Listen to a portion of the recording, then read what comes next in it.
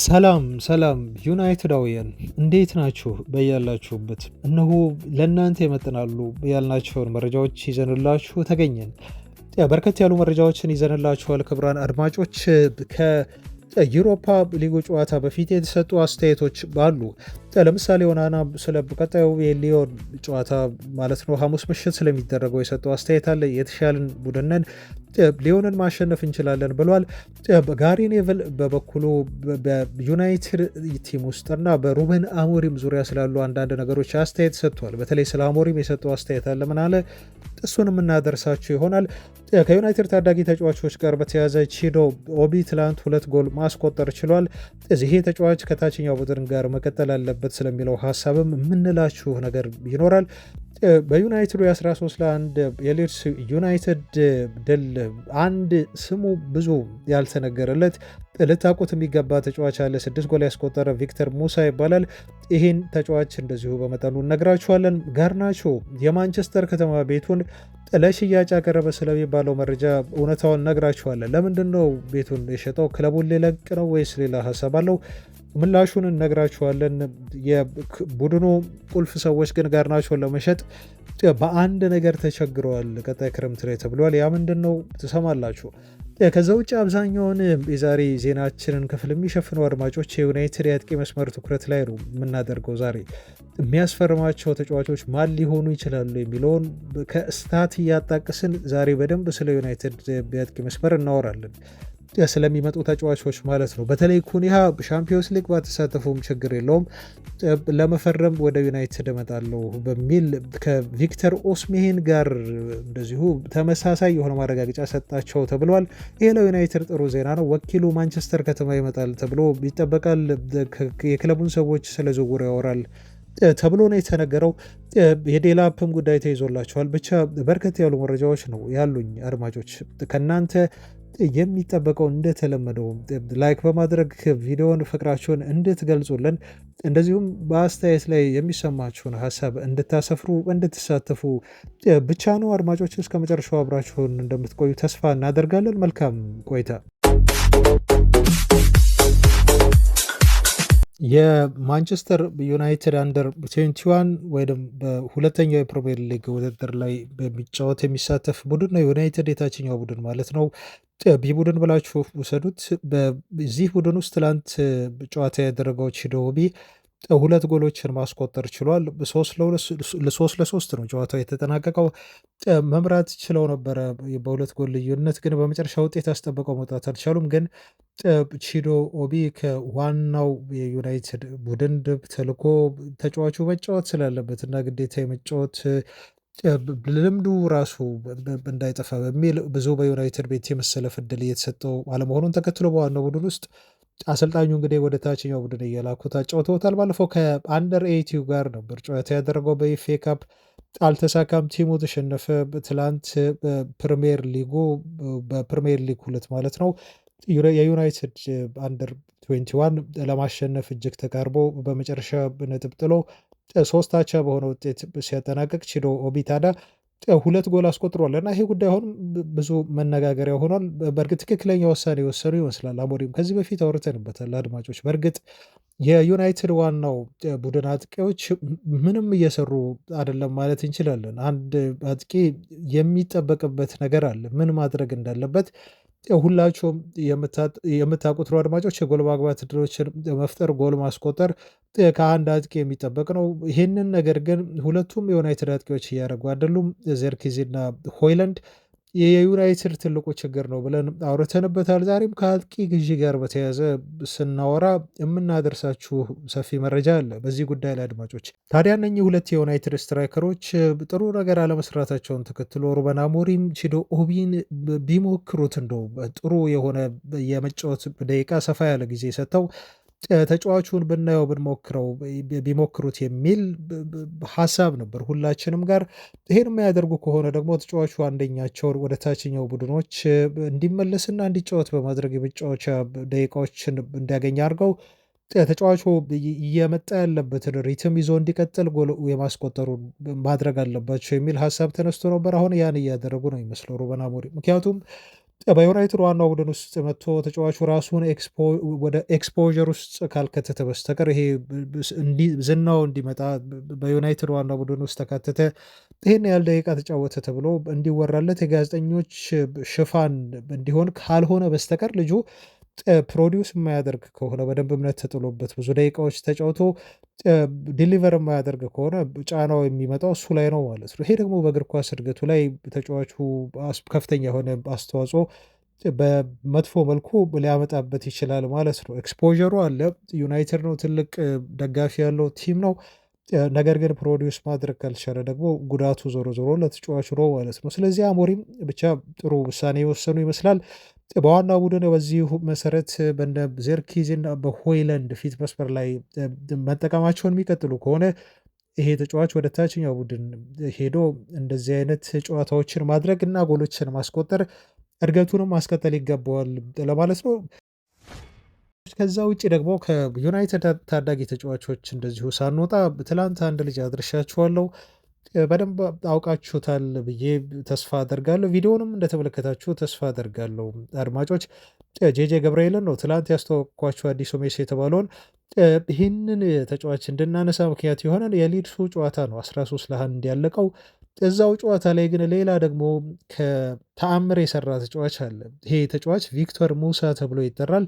ይሄን ልጅ በመጠኑ ዛሬ ደግሞ ላስተዋወቃችሁና የዩናይትድ ታዳጊ የታለንት ተጫዋቾችን መረጃ እናብቃ። ይሄ ልጅ በነገራችሁ ላይ ባለፈው በሊድስ ጨዋታ በ25 ደቂቃ ነው ተጫዋቹ 5 ያህል ጎሎችን ማስቆጠር የቻሉ። ይሄ በታይቶም ተሰምቶ የማይታወቅ ነው። ገና ጨዋታው እንግዲህ ኦልሞስት 25 ወይ 23 ደቂቃ አካባቢ ላይ ነው ተጫዋቹ 5 ጎሎችን አስቆጥሮ ዩናይትድ እንዲመራ በዚህ ያህል ጎል ያደረገው። በፈርስት ሃፍ ጊዜ ብቻ እንኳን 6 ጎል ተጫዋቹ አስቆጥሮ ነው ማለት ነው የወጣው እና ደበል ሃትሪክ ሰርቷል በዛ ጨዋታ ላይ። ተጫዋቹ ከፍተኛ የሆነ ተስፋ የሚጣልበት እና በቦታውና በእድሜውም ትልቅ ቦታ ይደርሳል ተብሎ የሚጠበቅ የአጥቂ ስፍራ ተጫዋች ነው። የተጫዋቹን ስም እንደምትረዱት ደግሞ ቪክተር ሙሳ ነው። ይሄ ስም ካለ ደግሞ ከትውልዱ ከናይጄሪያ እንደሚመዘዝ መታዘብ ትችላላችሁ ማለት ነው። ክቡራን አድማጮች በዩናይትድ አካዳሚ ውስጥ አሁን ከነጮቹ ባልተናነሰ በርከት ያሉ ጥቁር ተጫዋቾች ይገኛሉ። እኛም ከዚህ በፊት ካስተዋወቅኗችሁ እጅግ ተስፋ ከሚጣልባቸው በርካታ ተጫዋቾች መካከል ከዚሁ ከአፍሪካ ከአህጉራችን የሚገኙ ታዳጊ ተጫዋቾች ናቸው። ታዲያ ይሄ እድገታቸውን አስቀጥለው በዩናይትድ ቤት ለቀጣዩ የዩናይትድ ቡድን ግንባታ ትልቅ ስንቅ የሚሆኑና ትልቅ ግብዓት ሊሆኑ የሚችሉ ተጫዋቾች እንደሚሆኑ ይታመናሉ። አድማጮች እንደ ኦቤን ጨምሮ ማንታቱ የተባለ ተጫዋችም አለ ከዚህ በፊት ያስተዋወቅናችሁ ማለት ነው።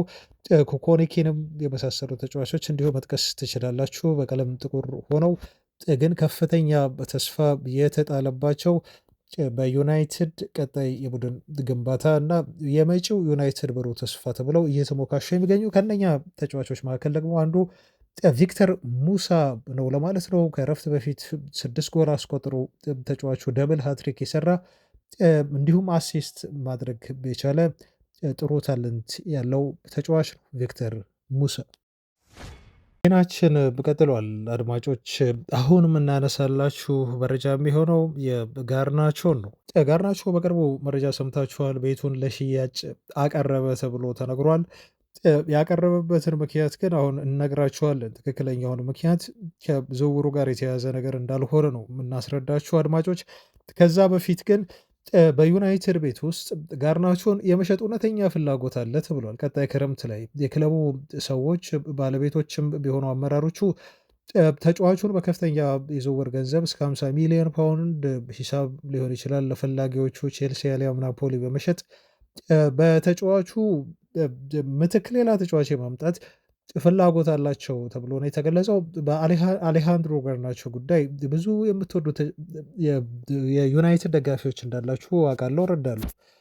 በደንብ ተጫዋቹም የሆነ ወቅት ላይ ትንሽ መሻሻል አሳይቶ ነበር። በሰል ብሏል፣ ተጫዋቹ ባጫወቱ ትንሽ ተቀይሯል እያለን ስንናገርለት ነበር። ተጫዋቹ በባለፉት ጥቂት ጨዋታዎች ላይ ግን ወደ ቀድሞ አይነት መጥፎ አይነት ብቃቱ መጥፎ አይነት አፈጻጸሙ መጥቷል እና የጋርናቾ የመጨረሻ በጣም ጥሩ ፐርፎርም ያደረገበት ዓመት ባለፈው ሲዝን ነው ብለን በድፍረት እንድንናገር ሆነናል። ያንን ሲዝን አይተን ነው እንግዲህ ዘንድሮ በደንብ ይሄ ልጅ ይሻሻላል። ምክንያቱም እድሜው ትንሽ ነው፣ እየበሰለ ሲመጣ ብዙ ነገሮችን ይቀይራል እና ይሻሻላል የሚል ጥበቃ ሁላችንም ጋር ነበር በዚህ ሲዝን።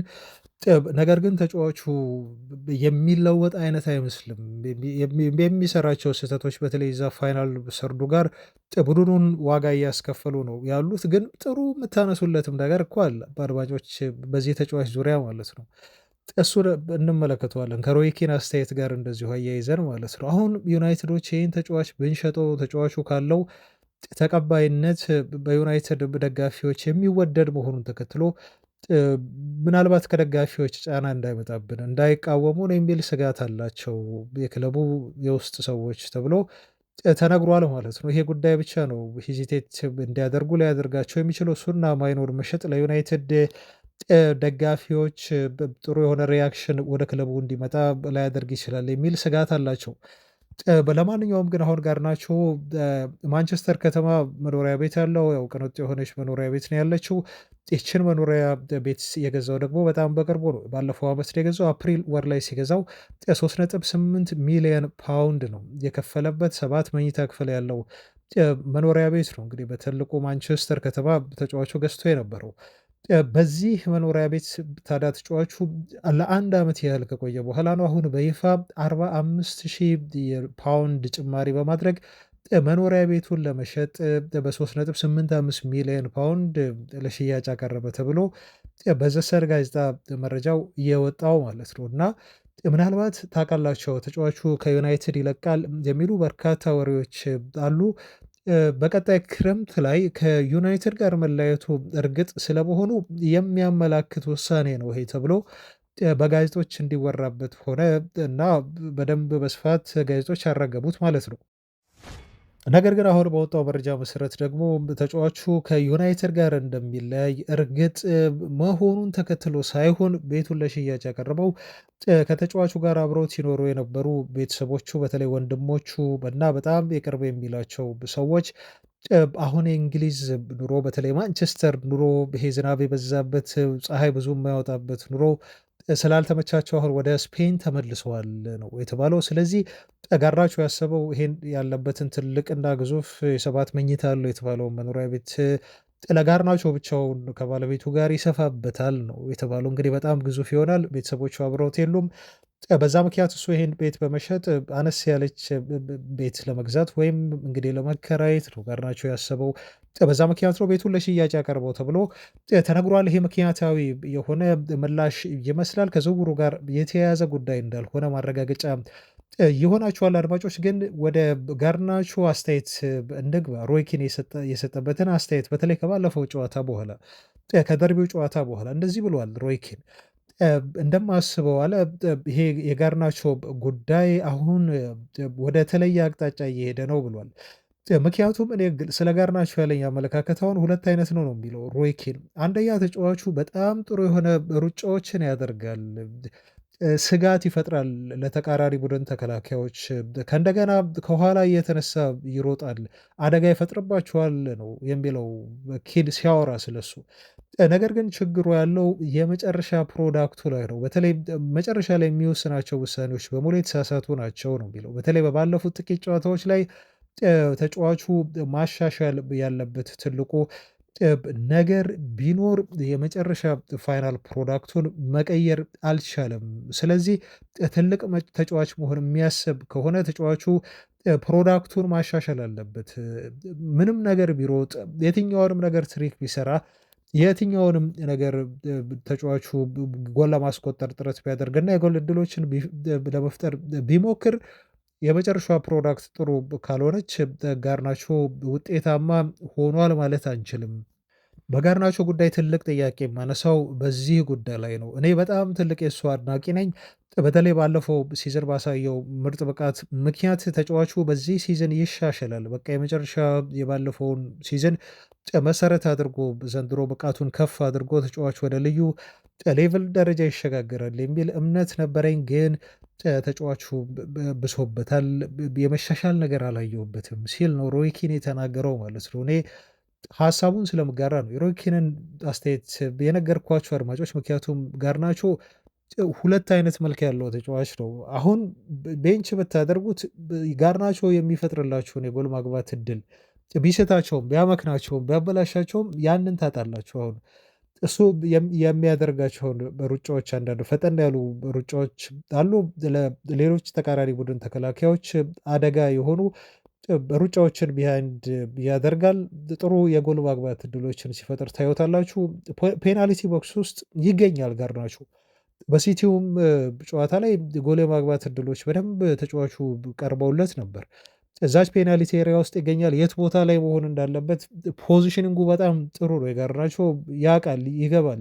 ግን የመጨረሻ ፕሮዳክቱን ስታየው ተጫዋቹ የሚሞክራቸው ኳሶች በሙሉ የተሳሳቱ ናቸው። አብዛኞቹ ኢላማቸውን የጠበቁ አይደሉም። አንዳንዴ ደግሞ በጣም ሰልፊሽ የሆነና ራሱ ሞክሮ ግብ ጠባቂዎች ይይዙበታል ጓደኞቹ ማቀበል ሲገባው።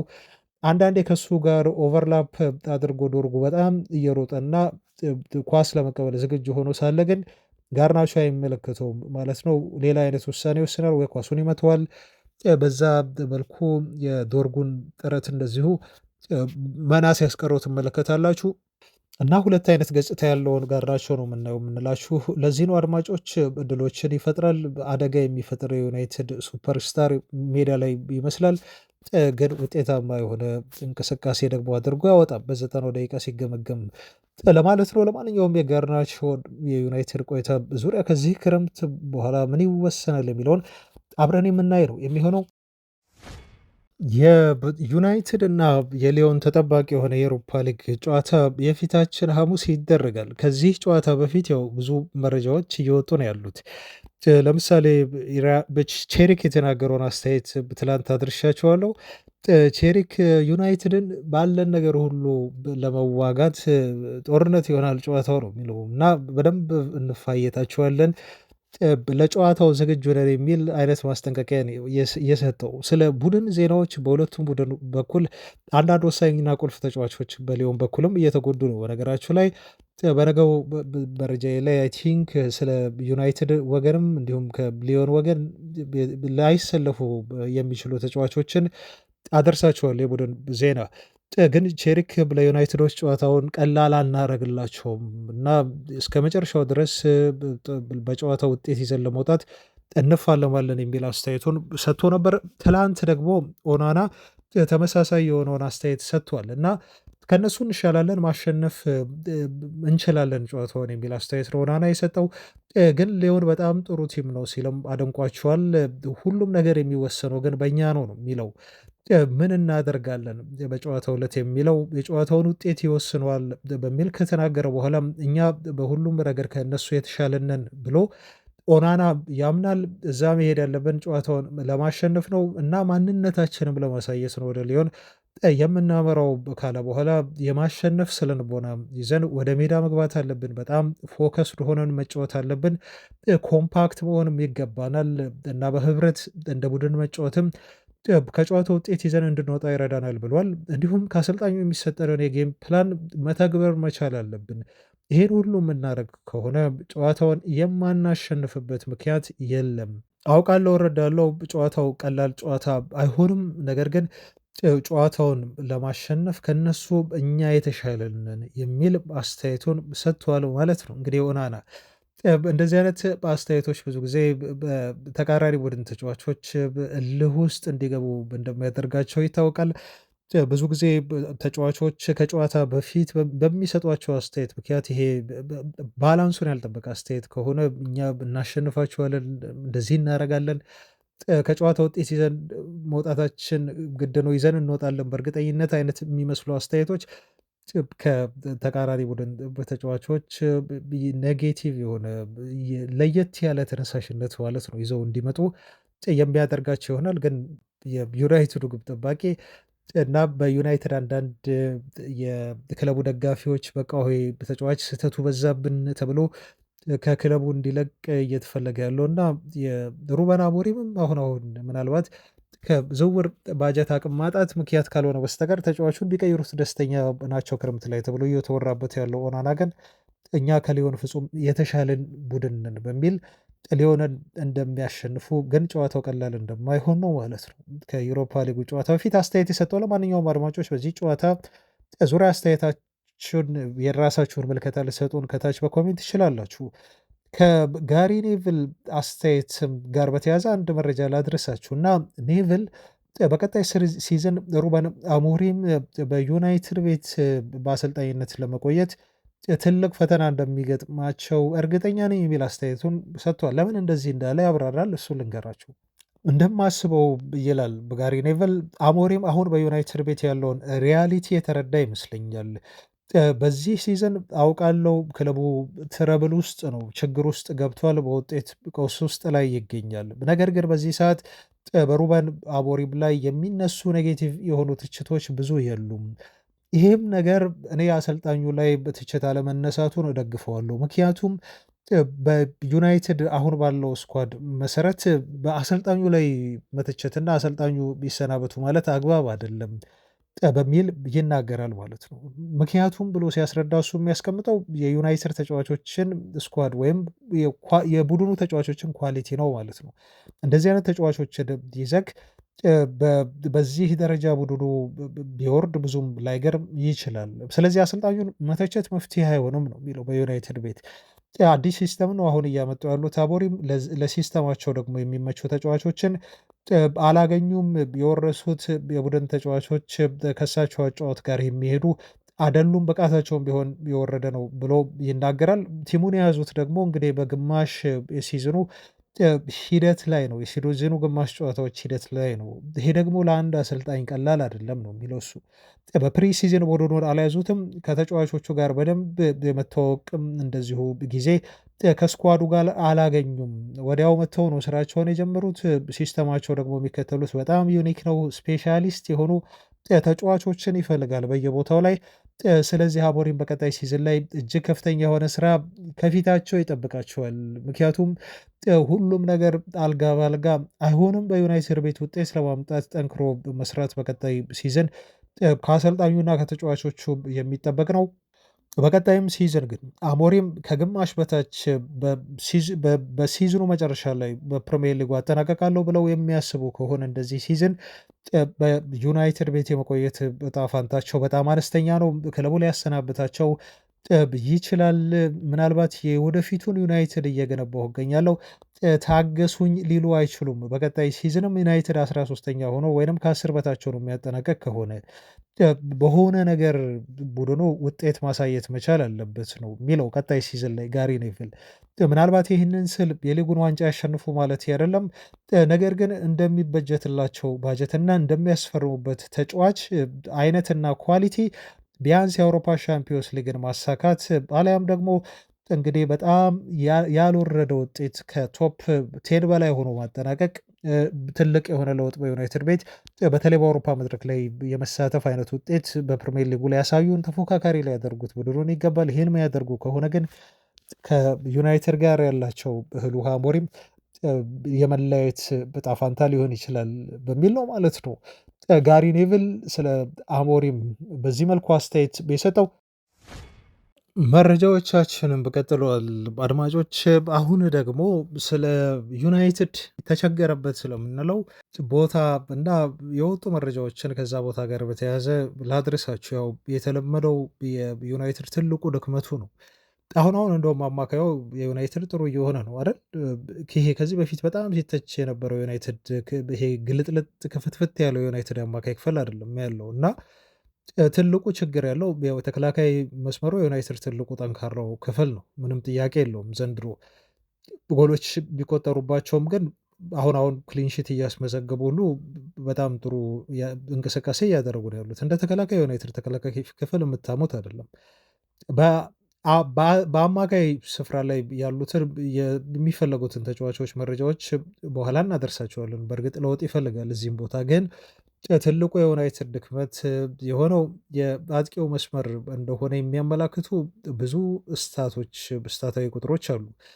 እነኛን ነገር ላንሳላችሁ እና ወደ ዝውውር መረጃዎች እናልፋለን። ከዛ ጋር የተያያዙ ናቸው ከአጥቂ መስመር ጋር። ብሩኖ ፈርናንዴዝ በነገራችሁ ላይ በዚህ ሲዝን በፕሪሚየር ሊጉ እንደሱ የጎል ማግባት እድል የፈጠረ ተጫዋች የለም። በፕሪሚየር ሊጉ 75 ያህል የጎል ማግባት እድሎችን ፈጥሮላቸዋል ለዩናይትድ ተጫዋቾች፣ ለቡድን አጋሮቹ ማለት ነው። በዚህ ሲዝን በፕሪሚየር ሊጉ ብቻ ብሩኖ ፈርናንዴስ 75 የጎል ማግባት እድሎችን ፈጥሮ ግን የዩናይትድ አጥቂዎች ወይም በአጠቃላይ ዩናይትድ ተጫዋቾች ያስቆጠሩት ጎል 37 ጎሎችን ነው። ከነኚህ መካከል ብሩኖ ነው ብዙ ያስቆጠሩ አይደል? ግን 37 ጎሎችን ብቻ ነው ያስቆጠረው። ይሄ ማለት ከግማሽ በታች ነው እንግዲህ በቁጥር ስታሰሉት ከግማሽ በታች ብሩኖ የፈጠረውን የጎል ማግባት እድል የዩናይትድ ተጫዋቾች አልተጠቀሙበትም፣ ሌሎቹ ማለት ነው። ሁለተኛ ብዙ የጎል የማግባት እድል የፈጠረ ተጫዋች ኮል ፓልመር ነው። ከቼልሲ 73 በጎል ማግባት እድል ፈጠረ፣ ከብሩኖ ሁለት ያነሰ ነው። ቼልሲዎች ግን 54 ጎል አስቆጥረዋል። በፕሪሚየር ሊጉ ዩናይትዶች 37 ጎል ነው ያስቆጠሩት። ልብ በሉ፣ ልዩነቱን ተመልከቱ። ሞሳላ 71 ነው የጎል ማግባት እድል የፈጠረው፣ ሶስተኛው ተጫዋች ነው። ነገር ግን ያስቆጠሩት ሊቨርፑሎች 74 ጎሎችን ነው ማለት ነው። ሞሳላ ከፈጠረላቸው በላይ ያው ሌሎች እንደ ቡድን ስለሚታይ ያስቆጠሩት ጎል 74 ጎል አስቆጠሩ እንላለን ማለት ነው። ዞሮ ዞሮ ይሄን ምን ለማለት ነው? ብሩኖ ብዙ የጎል እድሎችን ለዩናይትድ ከየትኛውም ቡድን በላይ ፈጥሮላቸዋል፣ ግን ያስቆጠሩ 37ቱን ብቻ ነው ለማለት ነው። ይህን ስታት ያመጣሁላችሁ አድማጮች እና እነኚህ ቻንሶች ተቆጥረው ቢሆን ኖሮ ዩናይትድ የት ደረጃ ላይ ሊቀመጥ እንደሚችል አስቡት። በጣም ሊቲካል የሆነ ጨራሽ የሆነ አጥቂ ቢኖረው ዩናይትድ በዚህ ሰዓት ለማለት ነው። ሌላም ስታት ደግሞ እንደዚሁ ላክልላችሁ። ሌስተር ሲቲዎች በ12 ጨዋታ ላይ ጎል ሳያስቆጥሩ ወጥተዋል። አሁን ከሊጉ ሊወርዱ እጅግ ተቃርቧል። ትላንት መሸነፋቸውን ተከትሎ ይህን ሰምታችኋል አድማጮች እና ወረዳቸውም የሚቀር አይመስልም። ለተከታታይ ነው የተሸነፉት እና በ12 ያህል ጨዋታዎች ምንም አይነት ጎል ሳያስቆጥሩ ማለት ነው ወይ ተሸንፈዋል ወይ ደግሞ ባዶ ለባዶ ወጥተው ሊሆን ይችላል። 12 ጨዋታ የሩበን አሞሪም ዩናይትድ በበኩሉ ደግሞ 8 ያህል ጨዋታን ነው እንግዲህ ጎል ሳያስቆጥር የወጣው። ይህም ሌላ ቲሙ ምን ያህል የጎል ማስቆጠር ድርቅ እንዳለበት የሚያመላክታችሁ ሌላ ሁለተኛ ስታት ነው ማለት ነው። ለዛ ነው የዩናይትድ የአጥቂ ክፍልን ምንም ንክሻ የሌለው ይሄው ጥርስ የሌለው አይነት አንበሳ የሚባል ለተቃራኒ ቡድን ተከላካዮች ምንም አይነት ማያሰጋና ማይፈትናቸው የዩናይትድ እጅግ የሚያሰጋ አጥቂ ያለብን፣ አሁን እንዴት አድርገን ይሄንን አጥቂ ማቆም እንችላለን ብለው አስበው ተጨንቀው የማይገቡበት አይነት የአጥቂ መስመር ነው ዩናይትድ ያለው። እንዲፈሩ የሚያደርጋቸው አይደለም ማለት ነው። ኳሊቲ የሌለው የአጥቂ ክፍል ዩናይትድ ሆኗል። ለዚህ ማረጋገጫ የሚሆነው ቅድም ያነሳሁላችሁ የቁጥራዊ መረጃዎች ብቻ በቂ ናቸው እና ጋሪ ኔቭል እንደዚህ ስለ የተናገረው በሆነ ወቅት ተጫዋቹ እንድደግፈው ያደረገኝን አስተያየት ነው ማለት ነው የሰጠው። ለምሳሌ 4 ያህል ዩናይትድ የአጥቂ ባህሪ ያላቸውን ተጫዋቾች ተመልከቱ ይላል። ማን እንደሆኑ ታውቃላቸው? አማድ ጉዳት ላይ ነው፣ ተጎድቷል። ከአማድ ውጭ ያለው ጋርናቾ ነው በፊት መስመር ላይ ማለት ነው። ዘርኪዝና ሆለንድ ነው አይደል ያሉት። እነኚህን ተጫዋቾች ተመልከቱና የቀድሞ ዩናይትድ ያሰናበታቸውን ደግሞ የአጥቂ ባህሪ ያላቸውን ተጫዋቾች ተመልከቱ ይለናል ጋሪ ኔቭል። ለምሳሌ ላንጋ፣ ራሽፎርድ፣ ዌልቤክ እና ማክቶምናይን ነው እሱ ያነሳው ማለት ነው። እና እስቲ እነኚህን አራት የአጥቂ ተጫዋቾች አነጻጽሯቸው ይላል። የለቀቁትንና አሁን በዩናይትድ ቤት ያሉትን ማለት ነው። አሁን ካሉት የዩናይትድ የአጥቂ ቡድን ተጫዋቾች ይልቅ የቀድሞዎቹ የነ ኢላንጋ፣ ራሽፎርድ፣ ዌልቤክ እና ማክቶምናይ ቢኖሩ አሁን ዩናይትድ ውስጥ በጣም ጥሩ የሆነ የተሻለ ነገር ይሰሩ ነበር ሲል ነው እሱ አስተያየት የሚሰጠው ማለት ነው። አሁን ከዩናይትድ ከወጡ በኋላ እያሳዩ ካሉት ብቃት አንጻርም ይሄ ክሪቲክሱ በጣም ትክክል ነው ብላችሁ እንድትናገሩና እንድትደግፉት ነው የጋሪ ኔቪል የሚያደርጋችሁ። እና እነኚህ ተጫዋቾች በዩናይትድ ቤት አሁን ቢኖሩ በእርግጠኝነት ዘርኪዝና ሆይላንድ ካሉበት የዩናይትድ አጥቂ ክፍል ይልቅ ብዙ ጎል በማስቆጠርም የጎል እድል በመፍጠርም የተሻሉ እንደሚሆኑ ጥያቄ የለውም። ለዛ ነው ጋሪ ኔቪል ምን የሚለው አሁን ያለው የዩናይትድ የአጥቂ መስመር ቶታሊ መቀየር ያለበት ክፍል ነው እና ትልቅ የሆነ መፍትሄ ነው የሚያስፈልገው። እነኚህ ተጫዋቾች መተካት መቀየር አለባቸው። በዩናይትድ ስታንዳርድ ላይ የሚገኙ ተጫዋቾች አይደሉም ሲል ለስካይ ስፖርት ኔቭል በዚህ መልኩ አስተያየቱን የሰጠው ማለት ነው። እና ይሄ እውነትነት ያለው በደንብ 100% የምደግፈው የጋሪ ኔቭል አስተያየቱ ነው። አሁን የኔቭልን አስተያየት ታዲያ በዚህ ጋር እንያዘውና የዩናይትድ የአጥቂ መስመር የዝውውር ኢላማዎች ምን አይነት ኳሊቲ ያላቸው ማን ናቸው የሚለውን ትላንትም የወጣ አዲስ መረጃ አለ። እሱን አሁን ማድረስ ልቀጥል። የዩናይትድ የአጥቂ መስመር እስካልተሻሻለ ዩናይትድን በፍጹም አጠብቁት አድማጮች። ዩናይትድ ውጤት ቡድን ይሆናል ብላችሁ ፍጹም እንዳታስቡ ነው። እኔ እንደውም አሁን የምሰጋው በዩሮፓ ሊግ ዩናይትድ በጣም ጥሩ ተቀዳሚ የዩሮፓ ሊጉን ይበላሉ ተብለው ከሚታሰቡ ክለቦች መካከል በአቋማሪ ድርጅቶች ዩናይትድ ነው አይደል ትልቅ ግምት የተሰጠው። ነገር ግን እኔ የዩሮፓ ሊጉ ላይ ዋጋ እንዳያስከፍላቸው ነው የምፈራው። ዩናይትድ የአጥቂ መስመር ስል ካለመሆኑ የተነሳ የጎል ዕድል የመፍጠር ችግር የለባቸውም። ይህንንም ይፈጥራሉ ብዬ እጠብቃለሁ። ነገር ግን የማይጨርሱት ከሆነ ዋጋ ሊያስከፍላቸው ይችላል የሚል አሁንም ስጋት አለኝ።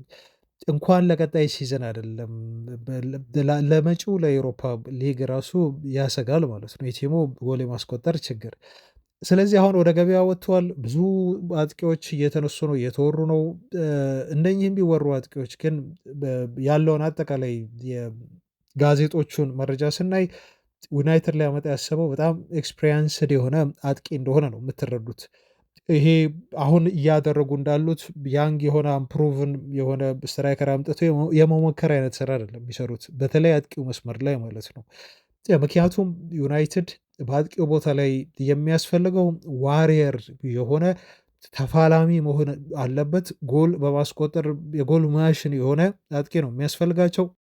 ተከላካዮችን በደንብ ቡል የሚያደርግ ይሄ ትንሽ ሲነካ የሚወድቅ አይነት ሳይሆን ታግሎ አሸንፎ ጥሎ ማለፍ የሚችል እንደዚሁም በተከላካይ መስመር ተጫዋቾች ላይ ቴረር መፍጠር የሚችል ማለት ነው። በጣም ጥሩ የሆኑ ስትራይኮችን መፈጸም፣ ኳሶችን መምታት የሚችል ስትራይክ ማድረግ የሚችል ተከላካይ ከእንደገና ደግሞ የሚያገኛቸውን የጎል ማግባት እድሎች ይሄ ምንድን ነው ተፈጥሯዊ የመጨረስ ብቃት ያለው አጥቂ።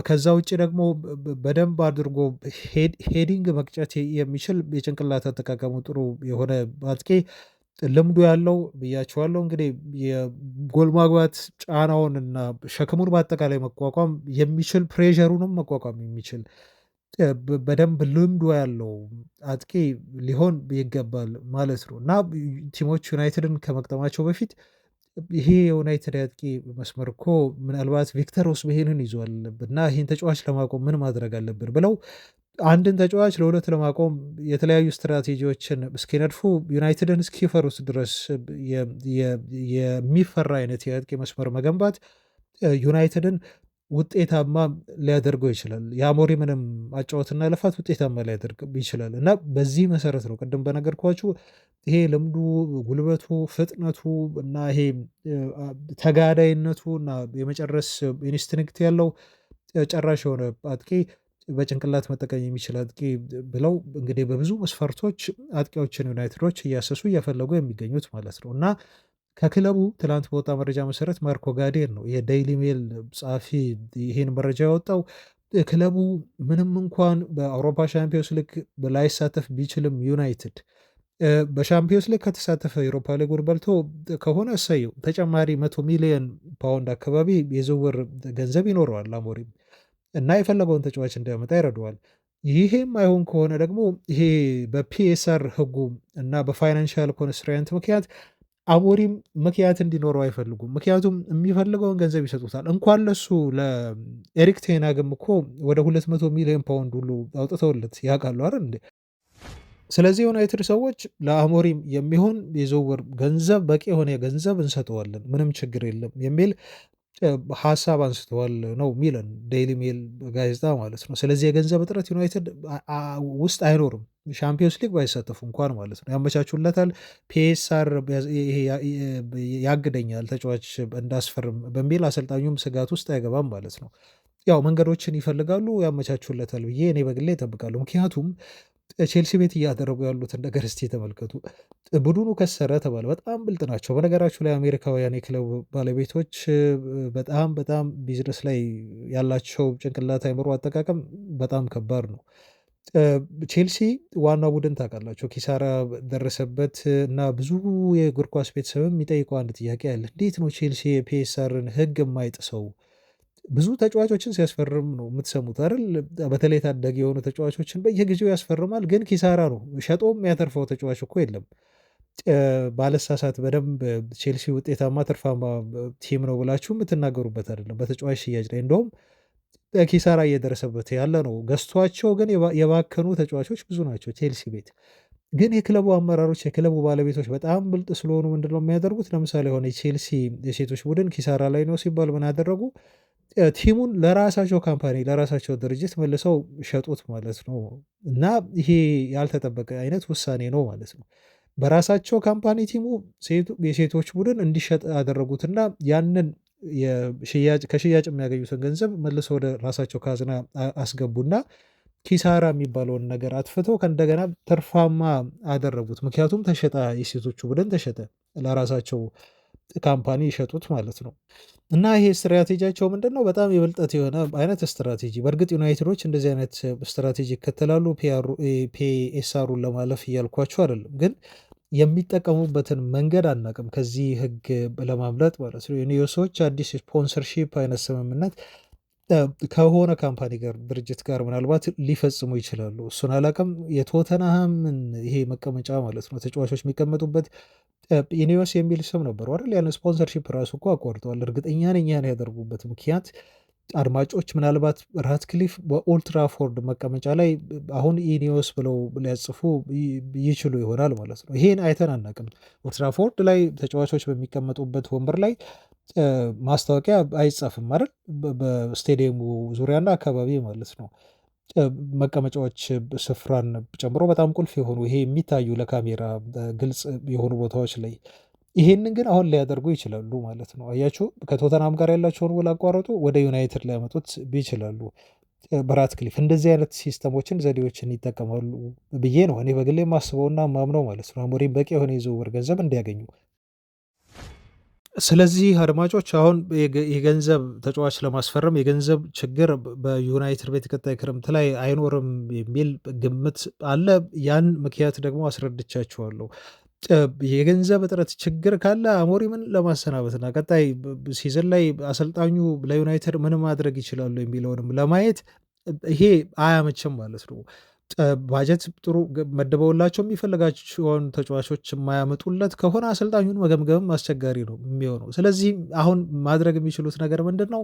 በደንብ ድጋፍ ሰጥተው የሚፈልጋቸውን ተጫዋቾች እንዲያመጣ አድርገው አሰልጣኙ ምን መስራት እንደሚችል ቀጣይ ሲዝን ላይ የክለቡ አመራሮች ለማየት ዝግጁ ናቸው ተብሎ ነው የሚታመነው። ያን እንደሚያደርጉም ነው ማምነው። አሁን የተወራውን መረጃ ሳደርሳችሁ ትላንት ከዝውውር ጋር በተያያዘ የኩኒሃ ጉዳይ ተነሳና ይሄ ተጫዋች በቀጣይ ክረምት ላይ እንደሚለቅ ወልቭስን እርግጥ ነው ምንም ጥያቄ የለውም። ከክለቡ ጋር አስቀድሞ ተስማምቷል። የመልቀቂያ ሂሳቡ 62.5 ሚሊዮን ፓውንድ ነው። ክለቡ ምንም ማድረግ አይችልም። ኖቲንግሃም ፎረስት እጅግ አጥብቆ ተጫዋቹን ቢፈልገውም ተጫዋቹ ግን ማምራት የምፈልገው ቢግ ሲክስ ወደሆኑ ክለቦች ነው የሚል አቋም ይዘዋል የተባለው። እሱ ቢግ ሲክስ ያላቸው ክለቦች ደግሞ ማን ናቸው የሚለውን ስናይ እንደ አርሰናል፣ ሊቨርፑል፣ ቼልሲ አይነት ክለቦች ናቸው። እሱም መሄድ የሚፈልገባቸው ክለቦች ማንቸስተር ዩናይትድን ጨምሮ ማለት ነው። እንደውም ለዩናይትድ ተጫዋቹ አውሮፓ ሻምፒዮንስ ሊግ ራሱ በቀጣይ ሲዝን ቢያጠናቅቁ ይህን ሲዝን እና ባይሳተፉ ቀጣይ ሲዝን ላይ ልክ እንደ ቪክተር ኦስሜሄን ሁሉ ችግር የለውም ብሎ ለዩናይትድ ፈቃዱን ሰጥቷል። ሻምፒዮንስ ሊግ ባትሳተፉ እንኳን ፈርሜ መጫወት ይችላለሁ የሚል አይነት ማረጋገጫ ማለት ነው። እና ወኪሉ በዚህ ሳምንት ወደ ማንቸስተር ይመጣል ተብሎ ይጠበቃል። አድማጮች ወደ እንግሊዝ ሲመጣ በእርግጥ ከዩናይትድ ጋር ብቻ አይደለም የሚያወራው፣ ይሄ አስምሩበት፣ ከሌሎች ክለቦችም ጋር ይነጋገራል። ግን ዩናይትድ ዋነኛው የሚያወራው ቲም እንደሆነ ይታመናል። ከዩናይትድ ዝውውሩ ጋር በተያያዘ እንግዲህ ጠለቅ ያለ ውይይት ንግግር ያደርጋሉ ማለት ነው። ግን ኩዲሃ ኦስሜሄን ሁሉ ያለ ሻምፒዮንስ ሊግ ለዩናይትድ መጫወት እንደሚችልና መጫወት እንደሚፈልግ ማረጋገጫ ሰጥቷል። ለኖቲንግሃም ፎረስት ግን መፈረም አይፈልግም ተብሏል። ቲሙ አውሮፓ ሻምፒዮንስ ሊግ ቢሳተፍ እንኳን ለኖቲንግሃም ከመጫወት ይልቅ ወደ ሌሎች ክለቦች ማምራት ይመርጣል ተብሎ ተነግሯል። ይሄ ጥሩ ዜና ነው። ዩናይትድ ሻምፒዮንስ ሊግ ምንም አይነት አውሮፓ ውድድሮች ላይ ባይሳተፍ እንኳን ተጫዋቾች ለዩናይትድ ከመፈረም የሚያግዳቸው ነገር የለም። ፍላጎት አላቸው በጣም ትልልቅ ተጫዋቾች ሳይቀር ማለት ነው። ከኩኒያ ውጭ ደግሞ ትላንት የሰማነው መረጃ የዴላፕን ነው። በዴላፕ የዩናይትድ ዝውውር ጉዳይ በተለይ ትላንት የወጡ መረጃዎች አድማጮች ይሄ ተጫዋች የዩናይትድ የአጥቂ መስመር ቶፕ የሆነ አማራጭ ተደርጎ ታይቷል። በአጥቂ መስመር ላይ ቶፕ የሆነ ስትራይከር ታርጌት አድርገውታል የሚል ሪፖርት ነው ዘገቦች ቢያወጡልን ማለት ነው። አሞሪም ስፖርቲንግ ሊዝበን ሁሉ ሳሉ ተጫዋቹን ሊያስፈርሙት ጥረት አድርገው ነበር። ተጫዋቹ ከሲቲ ከመልቀቁና ወደ ኢፕስዊች ከማምራቱ በፊት ተብሎ ባለፈው ክረምት ላይ እንግዲህ ተነግሯል። ቀደም ብሎ ያውቁት ነበር ማለት ነው ዴላፕን። አሁን ደግሞ ተጫዋቹ ወደ ኢፕስዊች አምርቶ እየሰራ ያለውን እያስቆጠረ ያላቸውን ጎሎች ሁላችሁም ተመልክታችኋል። በደንብ ልምዱ ያለው ስትራይከር እስኪመስል ድረስ ነው እንግዲህ በትንሽ እድሜ ኦልሞስት ወደ 21 ዓመቱ መሰለኝ አይ ቲንክ ተጫዋቹ ጎል እያስቆጠረላቸው የሚገኘው ለኢፕስዊቾች ምንም እንኳን ከመውረድ ያተርፋቸዋል ተብሎ ባይታሰብም ባይጠበቅም ማለት ነው። እንግዲህ ዩናይትዶች ያሏቸው አማራጮች እንደ ቪክተር ጌኬሬስ፣ ሴስኮ እና ኦስሜን የመሳሰሉ ተጫዋቾች ቢሆኑም ግን ከብዙ ነገሮች አንጻር ሚዛን ላይ አስቀምጠው ሲመለከቱ 40 ሚሊዮን ፓውንድ የሚጠጋ ያው ለማፍረሻ ሂሳብ ነው ያለው። ከኢፕስዊች የሚወርዱ ከሆነ ማለት ነው። ካልወረዱ ምናልባት ከፍ ሊል ይችላል። ተጫዋቹ ያለው ዋጋ በጣም አነስተኛ ነው። ሌሎች ዩናይትድ ከሚፈልጋቸው የአጥቂ መስመር ተጫዋቾች ምናልባት በእጥፍ ያነሰ ገንዘብ ነው የሚያስወጣቸው። እድሜውም ቢሆን 22 ነው ብያቸዋለሁ ነው ኦስሜሄን አሁን እድሜው ወደ 26 27 አካባቢ ነው። ጌኬሬስም እንደዛው ጌኬሬስ 27 ኦስሜሄን ወደ 26 ቤንጃሚን ሴስኮ ነው ትንሽ እድሜው ለጋ የሆነ ማለት ነው እና ብዙ ገንዘብ አያወጡበትም፣ ግን በእድሜም ደረጃ በጣም አነስ ያለ እድሜ ያለው ያንግ የምንለው ነው። ከእንደገና ማስቆጠር እንደሚችል በፕሪሚየር ሊጉ እየተጫወተ አስቆጥሮ ያሳያቸው አጥቂ ነው ማለት ነው እና የልምድ ችግር የለበትም። ላለመውረድ እየታገለ በሚገኘው ኢፕስዊች እና ብዙ የጎል ማግባት እድሎች በማይፈጠሩበት ቲም ነው ተጫዋቹ ጎል እያስቆጠረ ያለው ማለት ነው። ዩናይትድ ውስጥ ቢመጣ ደግሞ እንግዲህ ብሩኖ የሚመግባቸውን ኳሶች የሚፈጥራቸውን የጎል ማግባት እድሎች ቅድም ያልናችሁን እንዴት አድርጎ ሊጨርሳቸው እንደሚችል መገመት ትችላላችሁ። ዜርኪዝና ሆይላንድ ስትመለከቱ ነው እንግዲህ ምን ያህል የትኛውም የሌላ ቡድን አጥቂ አይደለም፣ ዴላፕ አይደለም፣ የትኛውም ሌላ ቲም ውስጥ ያለ አጥቂ የተሻለ ሊሰራ እንደሚችል ከእነሱ እንድታስቡ የሚያደርጋችሁ የእነሱ ደካማ የሆነ ብቃት ማለት ነው እና ዩናይትዶች ይሄንን ተጫዋች ምናልባት ከኦስሜሄን ቢያስቀድሙት ራሱ ሊገርማቸው አይገባም። በአጥቂ መስመር ላይ ምናልባት እንዳላቸው የዝውውር ባጀት እና እንደሚሸጡት ተጫዋች ይወሰናል። ብዙ የሚሸጧቸው ተጫዋቾች አሉ። ያ የሚሳካላቸው ከሆነ ከሌሎችም እንደዚሁ ድንገተኛ የሆኑ ገቢዎች ዩናይትድ ሊኖረው ይችላል እንደ ሜሰን ግሪንውድ አይነት ማለት ነው እና ያላቸው ካፒታል ይወሰናል። ሁለት የአጥቂ ባህሪ ያላቸው ተጫዋቾች ሊያመጡ የሚችሉበትም እድል አለ።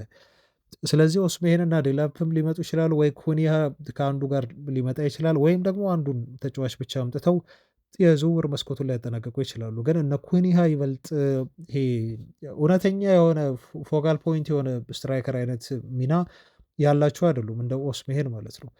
ኩኒሃም ይሄ ብራዚላዊ ተጫዋች በጣም ቅልጥፍና ያለው በፍሌር የሚጫወት ነው። ተጫዋቹ ፍጥነት አለው። የጎልን የሚያነፈንፍና የሚያስቆጠርበት መንገድም ተጫዋቹ ይደነቃል። ቪክተር ኦስሜሄን ደግሞ ኦስሜሄን ነው እንደምታውቁት ይህ ናይጄሪያዊ የአጥቂ መስመር ተጫዋች እረፍት የለሽ ተጫዋች ነው። በጣም አግሬሲቭ ነው። ከእንደገና የሚያገኛቸውን የጎል ዕድሎች ጨራሽ ነው። ይህንን በቱርክና በጣሊያን ማስመስከር የቻለ ተጫዋች ነው። የጭንቅላት ኳስ አጠቃቀምም የፍጹም ጥያቄ የምታነሱበት አጥቂ አይደለም። በንጽጽር እንደዚሁ ስንመለከት ሊያም ዴላፕ እና ቪክተር ኦስሜሄንን ኮንቨርሽን ሬታቸው ተጫዋቾቹ ሁለቱም ተመሳሳይ ነው። ያገኙትን እድል በአግባቡና በትክክል ነው የሚጠቀሙት። ድሪብሊንግ ግን ዴላፕ ከኦስሜሄን የተሻለ እንደሆነ ያመላክተናል። ቦስፌት ፊኒሽንግ በሚለው መስፈርት ደግሞ ዴላፕ የተሻለ ሆኗል። በግራም በቀኝም የመጨረስ ብቃት ከኦስሜሄን ይሻላል ተብሎ ተቀምጧል። ኤሪያል ዱወል ግን ያው መገመት ትችላላችሁ። ኦስሜሄን በቁመት ረዘም ያለ ስለሆነ ኦስሜሄን የተሻለ ነው። ግራውንድ ዱወል በማሸነፍ ግን ዴላፕ ይሻላል ተብሎ ተቀምጧል። ኤጅም ስታየው እንደዚሁ ዴላፕ ያንግ በመሆኑ የተሻለ ነው። ከእንደገና ፕራይስና የሚጠይቁትን የደሞዝ ክፍያም ስታነጻጽሩ ዴላፕ የተሻለ ነው ማለት ነው እና ለምን ዴላፕ ከኦስሜሄን ቀድሞ በዩናይትድ የአጥቂ መስመር ዝውውር ኢላማ ውስጥ ሊቀመጥ እንደሚችል መገመት አሁን ቀላል ነው። 12 ያህል ጎል አስቆጥሯል በፕሪሚየር ሊግ ላይ ኢፕስዊች። ዴላፕ ኦስሜሄን በበኩሉ በቱርክ ሊግ ነው 20 ጎል ያስቆጠረው። የፕሪሚየር ሊግ እና የቱርክ ሱፐር ሊግ ደግሞ የተለያዩ ጉዳዮች ናቸው ብላችሁ ይበልጥ ለዴላፕ ሞር ፖይንት ልትሰጡት ትችላላችሁ። ለማንኛውም የዩናይትድ ሰዎች የሚወስኑት ውሳኔ ምንድን ነው? በአጥቂ መስመር ላይ እና ማንን ሊያመጡ ይችላሉ የሚለው የሚያጓጓ ነው የሚሆነው። ኩኒሃ፣ ቪክተር ኦስሜሄን፣ ዴላፕ ቀዳሚዎቹ የዩናይትድ የዝውውር ኢላማ ይመስላሉ አሁን ባለው ዜናና መረጃ መሰረት። በነገራችሁ ላይ አትሌቲኮ ማድሪዶች የዩናይትዱን የክንፍ መስመር በተጫዋች አንቶኒን ለማስፈረም እስከ 75 ሚሊዮን ዩሮ ሊያቀርቡ ተዘጋጅተዋል ተብሎ መነገሩ ትላንት የሰማነው መረጃ እጅግ ያስገረመ ነው። በጣም ብዙ ገንዘብ ነው። ይሄን ያህል ገንዘብ ለአንቶኒ ለማውጣት አትሌቲኮ ማድሪዶች ተዘጋጅተዋል የሚለውን አብረን የምናየው ቢሆንም ግን 45 ሚሊዮን ዩሮ ፊት ለፊት ለመክፈል ለዝውውሩ 45 ሚሊዮን ዩሮ፣ ቀሪውን 30 ሚሊዮን ዩሮ ደግሞ ያው የተለያዩ አዶንስ አሉ። አዶንስ ሲባል ደግሞ አስቸጋሪ ሆኖ አዶንስ አሉ፣ ሊሳኩ የሚችሉ ደግሞ አዶንሶች አሉ። ለምሳሌ ከአስቸጋሪዎቹ ባለንዶር ብለው ሊሉ ይችላሉ፣ ከበላ ማለት ነው። እና ብዙ የሚያስቀምጧቸው መስፈርቶች አሉ። ግን በትንሹ 45 ሚሊዮን ዩሮ ፊት ለፊት የተጣራ አፕፍሮንት ይከፍላሉ መባሉ በራሱ ለዩናይትድ ሰዎች በጣም ጥሩ ዜና ነው። ዩናይትዶች እርግጠኞች ናቸው 40 ሚሊዮን ፓውንድ ወይም 45 ሚሊዮን ዩሮ እንደሚያገኙበት ተብሎም ከዚህ በፊት ዜና መነገሩን ታስታውሳላቸው። ከጀርባ የሆነ የዝውውር እንቅስቃሴ ንግግሮች እንዳሉ ነው ይሄ ሪፖርት ይበልጥ ትክክል መሆኑን እያረጋገጠልን የሚገኘው ለማለት ነው። ይህም ለዩናይትድ ዞሮ ዞሮ ጥቅም ነው። አድማጮች ለዛሬ ያስኩላችሁ መረጃዎች እነኚህን ይመስላሉ። በሌላ ዜና ደግሞ እስከምንገናኝ እስከዛው በያላችሁበት ሰላሙ ነው። ባባይ